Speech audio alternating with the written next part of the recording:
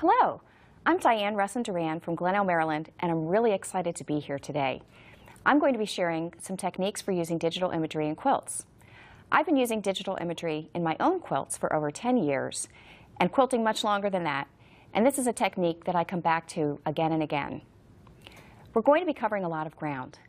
First, I'll show you a few of my quilts so you can get some ideas for how you might use digital imagery in quilts. We'll talk about what types of images you might want to use, and we'll touch on what layers are.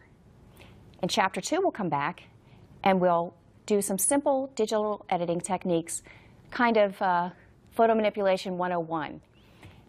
In Chapter 3, we'll get a little bit more complex and use layers, layer masks, and some gradients.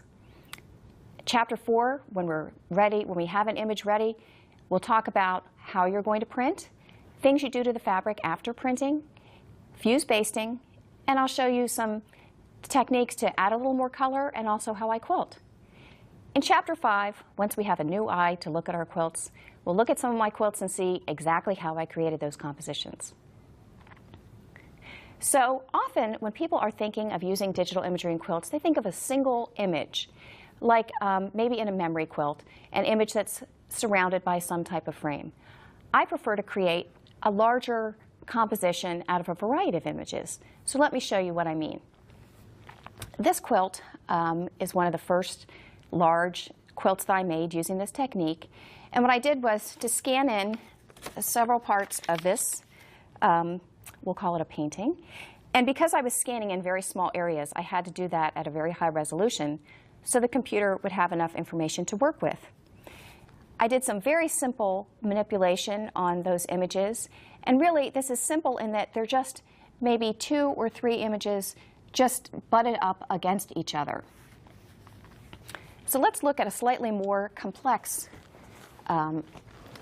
abstract quilt. This one is more complex in that many layers were combined, and you can see there's a little bit more mystery and depth to this quilt because I used layering techniques.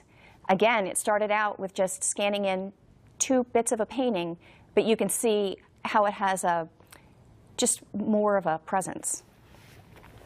I also use more realistic images in my quilts. This particular quilt we're going to be looking at very carefully in Chapter 3. It has a couple of layers in it, just 3, but you can see how I've combined them together to make one composition. You can also, of course, combine many more images. And in this quilt, that is the case. I have a very complex background. I can't even tell you how many layers that was. And then these more realistic layers floating on top. So, you can start out slow and move ahead.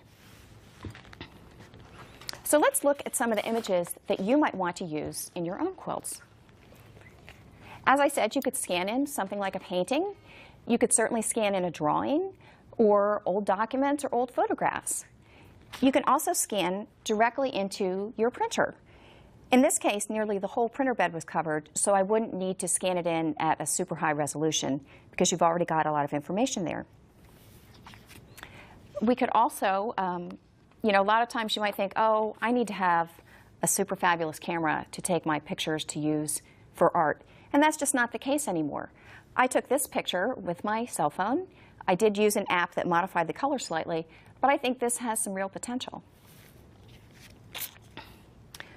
One thing that I think, that I find pretty amusing is you don't have to use, not every image has to be super great to still be able to add something to your final composition. Here I actually took a picture of an egg wrapped in paper. I don't know why I did that, but I used this on this particular quilt in the background, and it did add a level of interest. The same is true of this picture of thistles, which is not so great in and of itself. And this blurry picture of lichen that we might even think, I'm just not even going to keep that because it's out of focus. You can do something as simple as taking a photograph of a leaf or something else that could be a silhouette on a piece of paper and use that. And that was how I created these, the leaves on this quilt, the locust leaves. Or if you see something that has color that you find interesting, or texture, either of those would be great options. This example just shows how you might do some manipulation and not know exactly what you're going to do with it. Save that file, and you can bring it back later and create an entire composition with it. And finally, I've even taken a photograph of a screen print like this. This is not my best screen print ever. I can't say I'm super proud of it. But when I brought it into the computer, I was able to create this, which is not finalized, but it is going somewhere. And this quilt is based on the same technique. I mean, not the same technique, the same image. You could see the birds that are on the branches. So you never know, just if something appears interesting to you, think about using it. Experiment with it. It could work for you. So I've mentioned layers a couple of times, and you might be thinking, because this is a computer, it's different, but it's not really. You all know what a layer is. A layer can be a solid piece of fabric like this. It could be a transparent piece of fabric that might cover the whole area. It could be something that covers just a small area like this. And when you combine them in different ways, you get different effects. And the same is true of layers on the computer.